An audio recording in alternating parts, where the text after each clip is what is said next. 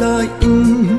rung khát á dân làm thấy cân rong hâu van ngay lâu tốt nạc sung lòng chờ mà cân lên đi leo khả kil mi lo mo liam chia chan quay a hen đốt mi khát tí in cất trôi chân tôn nệ dùng chín lòng phá in nắng mê cất tua lại mồ nắng lâu in cây long cờ rung vài lại tốt mi quay he na cần làm ruộng mang gian thạ vàng đắng lần sát in nắng phiêu in giờ man mình nô cất luôn nát ni ăn xiang lâu cờ ruộng không ship lâu nắng lâu in nun sung lên đi long hair in nắng liam in giờ câu man lô cất luôn nát ni ăn xiang lâu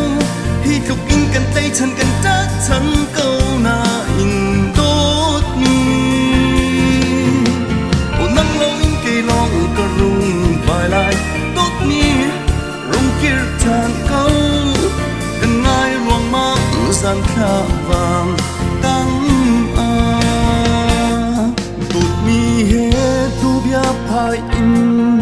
lung khát in ni nem te cần long thiên tu lâu an thịt lung vẫn chờ mà cần phải đi leo khả phiền mi lâu mùa nắng mũi khám cần đốt mi ô tí in các ngài chưa còn nề xuống gian khát ở nắng hề tôn hà mô nắng lâu in cây lông cần lung lèng lại tốt mi khôi hê na cần răm ruộng mang gian khá vàng đắng rong kiêu chăn câu tốt mi kề xin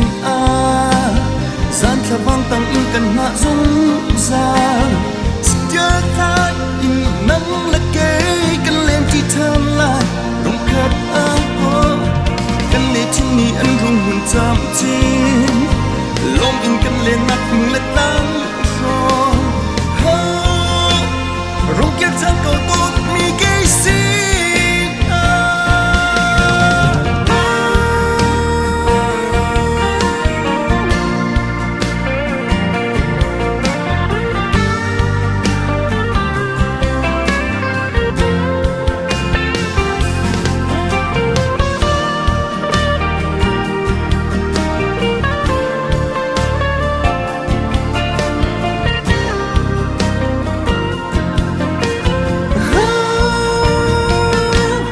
lòng sạc nắng phiêu in gian hân nghìn nô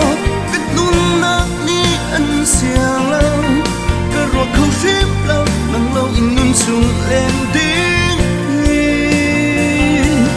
lòng hair in nắng liam in gian hân nghìn nô cất thiên luôn ni ăn xiang lâu